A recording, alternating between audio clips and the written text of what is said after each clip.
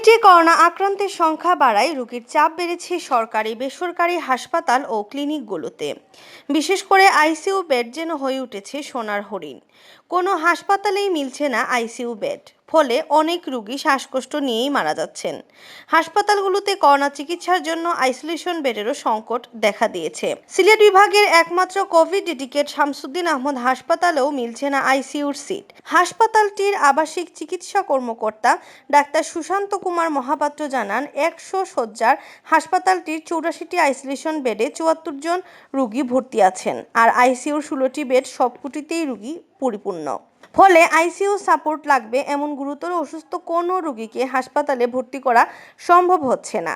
এছাড়া আইসোলেশনের যে ১০টি বেড খালি আছে তা খুব বেশি সময় খালি থাকার সম্ভাবনা নেই। আইসিইউতে চিকিৎসাধীন রোগীদের বেশিরভাগই অবস্থা আশঙ্কাজনক বলে জানান তিনি।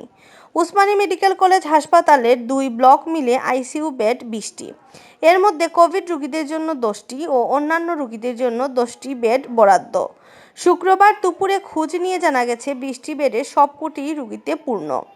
হাসপাতালের উপপরিচালক ডাক্তার হিমাংশু লাল রায় জানান, হাসপাতালে কোভিড সাসপেক্টেড ও আক্রান্ত রোগী আগের চেয়ে বেশি আসছেন। চিকিৎসা নিয়ে মানুষের মধ্যে আস্থা বাড়ায় রোগীরা হাসপাতালমুখী হওয়ায় চাপ বাড়ছে। সিলেট প্রাইভেট হাসপাতাল ওনার্স অ্যাসোসিয়েশনের সভাপতি ডাক্তার নাসিম আহমদ জানান, সিলেটে বেসরকারি হাসপাতাল ও ক্লিনিকের সংখ্যা ৫৫টি। শহীদ শামসুদ্দিন আহমদ হাসপাতালে ১৬টি সহ সিলেটের সবকটি বেসরকারি হাসপাতাল মিলে আইসিইউ বেড রয়েছে ৬২টি।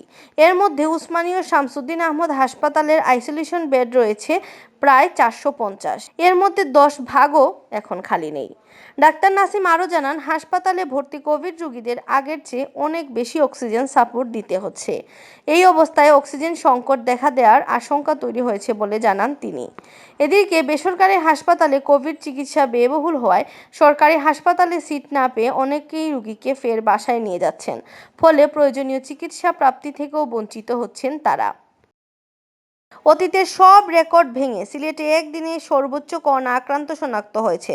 শুক্রবার সকাল ৮টা থেকে পূর্ববর্তী ২৪ ঘন্টায় সিলেট বিভাগে ৩০২ জন করোনা রোগী শনাক্ত হয়েছেন। সিলেটের 4টি ল্যাবে নমুনা পরীক্ষায় এই আক্রান্ত শনাক্ত হন। এ নিয়ে সিলেট বিভাগে আক্রান্ত শনাক্তের সংখ্যা ২৬,০০০ ছাড়ালো।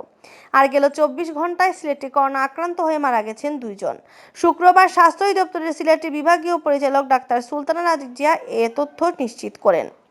স্বাস্থ্য অধিদপ্তর সূত্র জানায়, গেল ২৪ ঘন্টায় সিলেট বিভাগে যে ৩০২ জন আক্রান্ত শনাক্ত হয়েছেন তার মধ্যে ২১৫ জনই সিলেট জেলার বাসিন্দা। বাকিদের মধ্যে মৌলভীবাজার জেলার ৫২, হবিগঞ্জের ২৫ ও সুনামগঞ্জের ১০ জন রয়েছেন।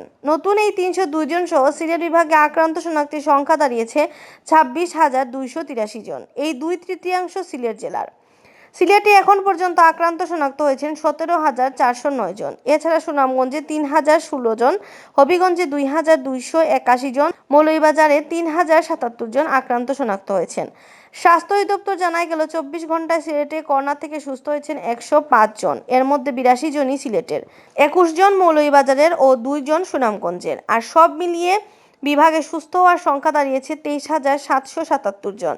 এর মধ্যে সিলেটে ১৬,১৫২, সুনামগঞ্জে ২,৮৩০, হবিগঞ্জে ২,১১০ ও মৌলভীবাজারে ২,৬৮৫ জন। সিলেট বিভাগে গেল ২৪ ঘন্টায় যে ২ জন মারা গেছেন তারা সিলেট জেলার বাসিন্দা। আর শুরু থেকে এখন পর্যন্ত করোনায় মৃতের সংখ্যা দাঁড়ালো ৪৮০ জন। এর মধ্যে সর্বোচ্চ ৩৯৩ জন সিলেট জেলার। এছাড়া সুনামগঞ্জের ৩৩, হবিগঞ্জের ১৯ ও মৌলভীবাজারে করোনায় মারা গেছেন ৩৫ জন।